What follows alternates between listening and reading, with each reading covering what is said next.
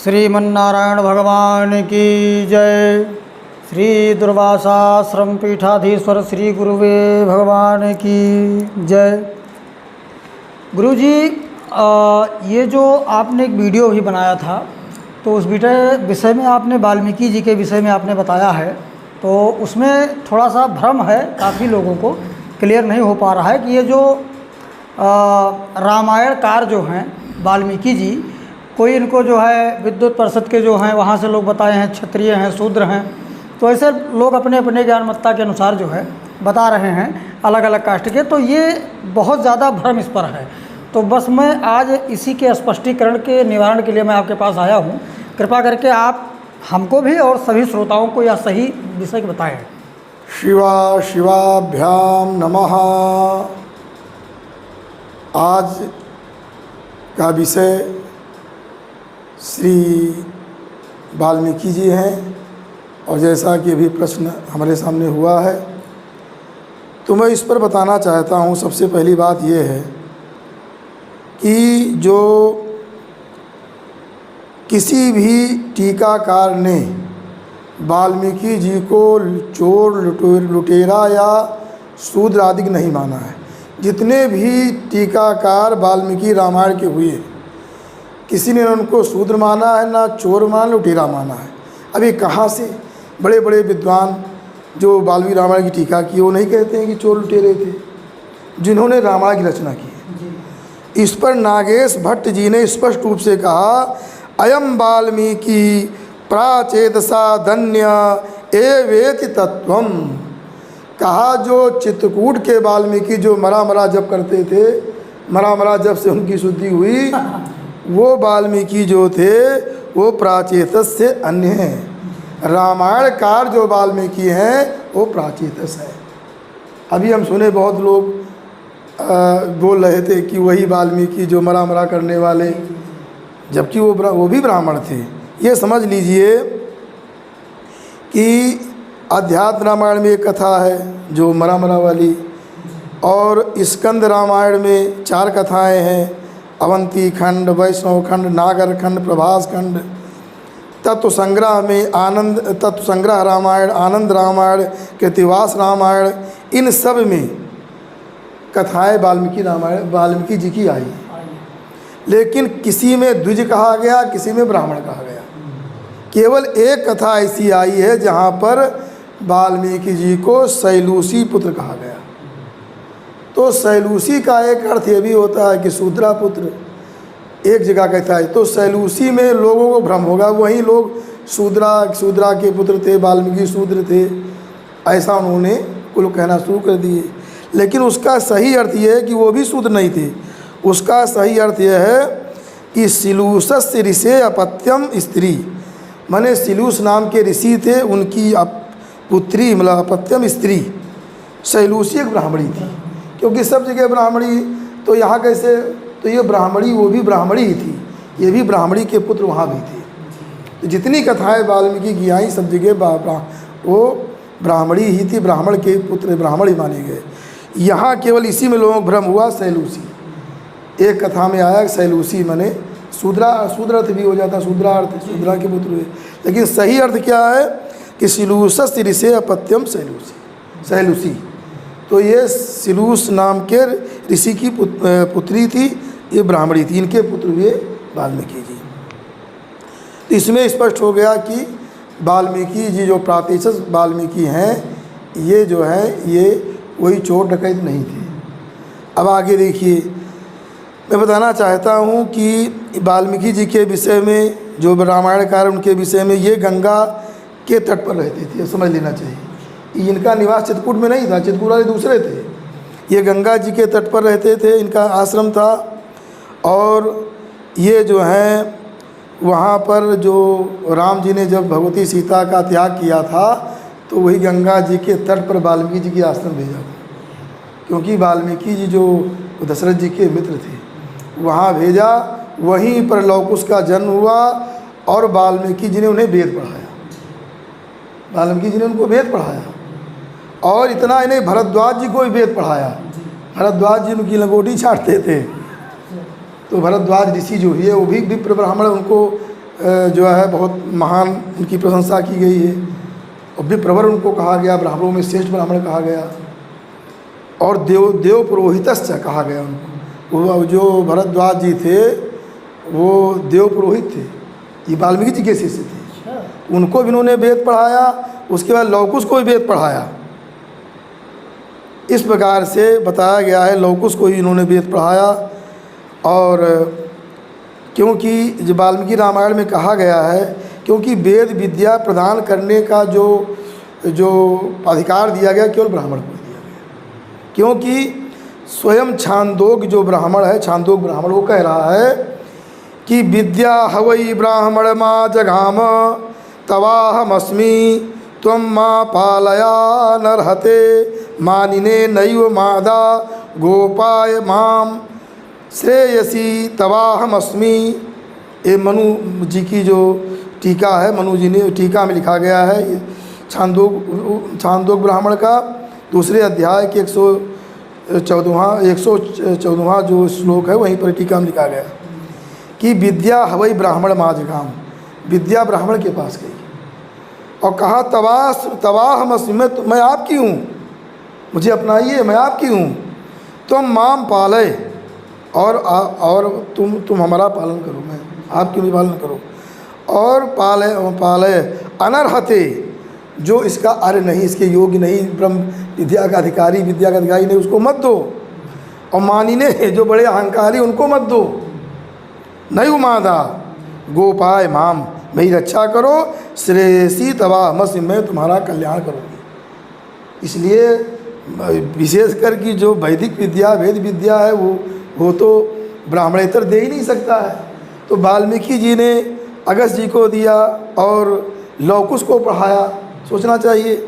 लिखा है वाल्मीकि रामायण में बालकांड में चौथे सर के 6ठा श्लोक में कि वेदेषु परिनिष्ठितौ, वो वेद के परिनिष्ठित थे, वेदांग जो सबके परिनिष्ठित थे। कौन? लौकुश, वाल्मीकि जी के पढ़ाए थे, मामूली नहीं थे। और कहते हैं, और पद्म पुराण में पाताल खंड में कहा गया है, 66 और 12वां श्लोक है, कहा गया है कि वेद, भगवान खुद वाल्मीकि ने कहा है राम जी से कि वेदान सांगान हम सर्वान ग्राहयामास भूपते। हे राम, हे भूपते, मैं आपके दोनों जो पुत्र हैं इनको वेदान सांगान वेदान ग्राहयामास, सांग वेदों का अध्ययन हमने कराया है। ऐसे वाल्मीकि के विषय में इसी चर्चा चल रही है। और उनको कोई शूद्र कह रहा है, कोई बड़े विद्वान वो कहते हैं कि ये क्षत्रिय थे, एक जने कहते हैं चित्रकूट वासी थे जो मरा करने वाले थे, शुद्ध हुए बाद में मरा जब करके हैं, राम जब से शुद्ध नहीं हुए, मरा जब से शुद्ध हुए। तो इस प्रकार से ऐसी चर्चाएं चल रही हैं।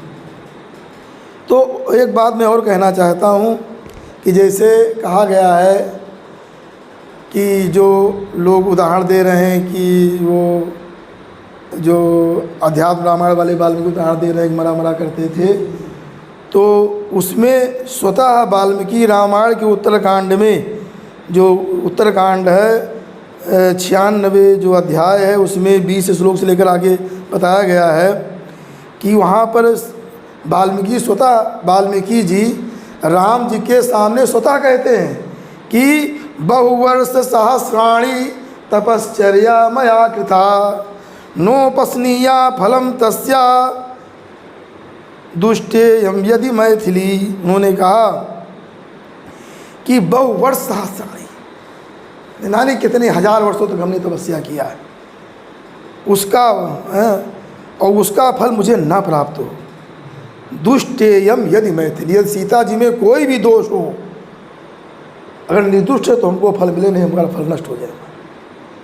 उन्होंने राम जो वाल्मीकि जी ने तप किया था श्री राम तत्व को जानने के लिए किया था, न कि पाप नाश के लिए।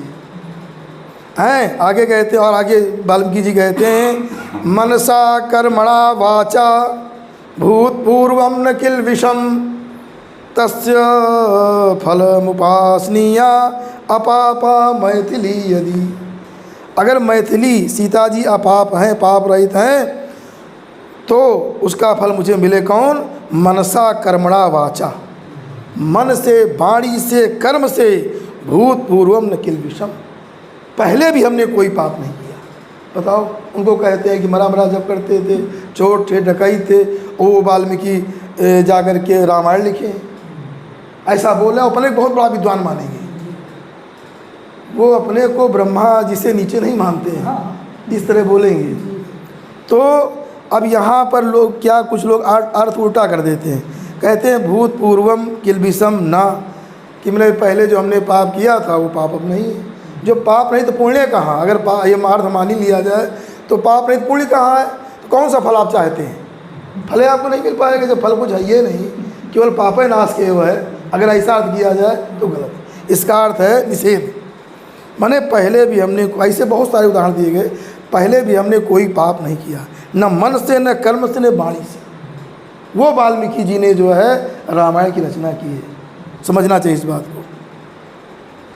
तो इस प्रकार से लोग, क्योंकि प्राग भाव है यहाँ, पहले भी कोई पुण्य नहीं देने, ध्वंसा भाव नहीं, प्राग भाव है जो न्याय में कहा जाता है। इस प्रकार से अगर कहीं वाल्मीकि जी को कहीं कोई, अगर कहीं लिख दिया गया, कहीं हो गया कि ये रामायणकार हैं जो चोर डकैत हैं, तब भी या तो उसको प्रचित्त मानना चाहिए या तो अलंकारिक। अलंकार में लोग लिख देते हैं भावना कि मरा नाम का इतना प्रभाव तो राम कितना होगा, जबकि रामे राम कोई जब करेगा, मरा कोई नहीं करेगा। लेकिन वो जो मरा इसलिए कह दिया गया कि जब मरा का इतना प्रभाव तो राम का कितना प्रभाव होगा, कहने का भाव ये अलंकारिक भाषा का प्रयोग किया जाता है। और देखा भी जाता है कहीं कहीं जो है हानोपादान, कहीं कहीं किस रामायण देखिए कुछ हानि हो गई, मैंने कुछ निकाल दिया गया, कहीं कुछ मिला दिया गया, ये सब बातें चलती रहती हैं। इस प्रकार से मैंने बताया कि वाल्मीकि जी के विषय में। और एक श्लोक जो है ये भागवत का है, इस पर भी लोग भ्रमित हो जाते हैं, उस विषय में बता दे रहा हूँ कि उसमें श्लोक आया है 6ठे स्कंद के 18वां अध्याय में 6ठा श्लोक है कि चर्षणी वरुणस्यासीत् यस्याम जातो भृगु पुनः वाल्मीकिश्च महायोगी बल्मीकादभवत् किल। इसमें कहा गया है चर्षणी वरुण जी की पत्नी थी और यस्याम जातो भृगु पुनः, दोबारा भृगु, पहले एक बार ब्रह्मा जी के पुत्र हुए थे, दोबारा जो है वरुण के पुत्र हुए, चर्षणी से उत्पन्न हुए। और आगे वाल्मीकिश्च महायोगी बल्मीकादभवत् किल। अब यहाँ लिखें बल्मीकादभवत् किल, यहाँ चा लगा दिया। तो चा के बहुत सारे अर्थ होते हैं, चा शब्द के कई अर्थ होते हैं कि अनुक्तार्थ, अनुक्तार्थ का उपस्थापन जो करता है उसी को कहा गया है, चकार का अर्थ होता है। जो अर्थ ना कहा गया हो उसको उपस्थित कर दें, ये चकार निपात का अर्थ होता है।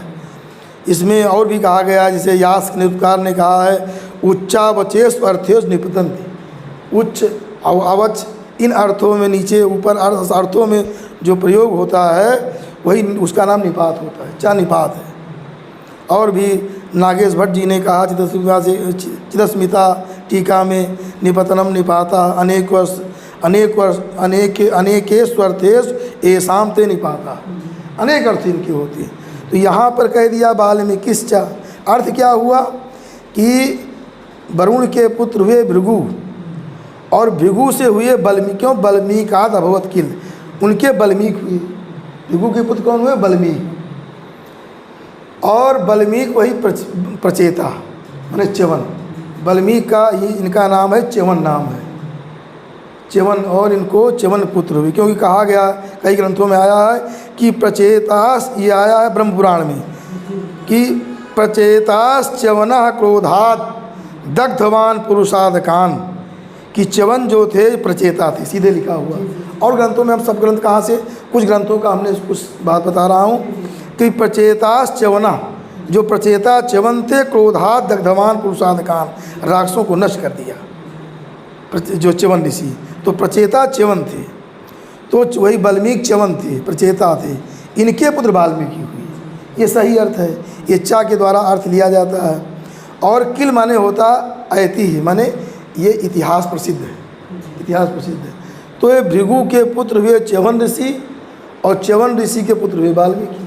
अब कहाँ से ये को क्षत्रिय बना देंगे या शूद्र बना देंगे, भृगु जी ब्राह्मण, भृगु तो प्रसिद्ध ब्राह्मण, और उनके तो इस प्रकार से ये चर्चा की गई है।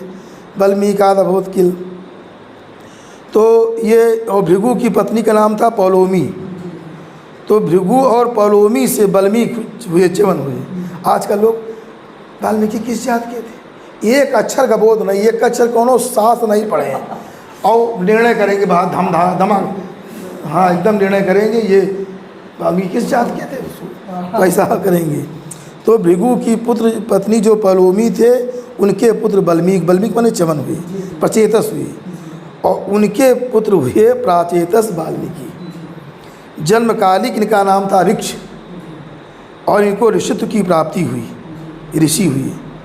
इनका नाम वाल्मीकि, भार्गव, भार्गव माने भृगुवंशी, अलग अलग पुराणों में, अलग अलग रामायणों में वाल्मीकि, भार्गव, प्राचेतस, च्यावनी माने च्यवन के पुत्र, च्यावन, बभ्र, वाल्मीकि, ये शब्द इनके लिए प्रयोग किए गए अलग अलग ग्रंथों में।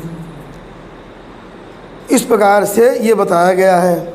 और दूसरी बात, वहाँ पर जो है ये वाल्मीकि जी ने, राम जी ने कहा वाल्मीकि जी से कि प्रत्यस्तु मम ब्रह्मंस तव वाक्य न कलमसई, आपके अकलमस दोष रहित वाणी से मुझे विश्वास हो गया, और विश्वास मुझे पहले भी था। सेयम लोक भयात ब्रह्मन ब्रह्म न पापेति विजानता, मैं जब सीता जी का त्याग किया था, सीता का त्याग, तो मैं जानता था पाप रहित, लेकिन क्यों त्याग किया, लोक भयात, यम सीता का जो हमने त्याग किया लोक भया, लोक भय से मैंने इनका त्याग किया, मैं जानता था। अब आपकी वाणी हो गई तो अकलमस वाणी, अब क्या। और 2 बार ब्राह्मण कहा गया, एक बार प्रत्यक्ष मम ब्रह्मन, यहाँ फिर ब्राह्मण अपापेत, तो 2 बार ब्राह्मण यहाँ कह रहे हैं। तो किस प्रकार से कैसे आप ऐसा अर्थ कर ले जाएंगे। शास्त्रकारों को थोड़ा पढ़ना चाहिए, जानना चाहिए, कहाँ क्या जो आए वही मुझसे बोल दो कि हम ऋषि हैं। अरे कुछ लोग तो ऐसे हैं जो वाल्मीकि को ऋषि नहीं मानते हैं, अपने को ऋषि मानते हैं कि हम ऋषि हैं। ऋषियों की संख्या बहुत बढ़ गई इस समय, हाँ। और क्योंकि ऐसा कहा गया है कि इनका नाम एक बब्र था, तो ऋग्वेद के 10वें मंडल में जो 99 वाला जो सूक्त है, उसके दृष्टा यही बब्र वाल्मीकि है, ये सूत्र दृष्टा है, ये ऋषि है। तो ऐसे वाल्मीकि के विषय में जो चल रहा है, अब ये कितना आप समझ सकते हैं।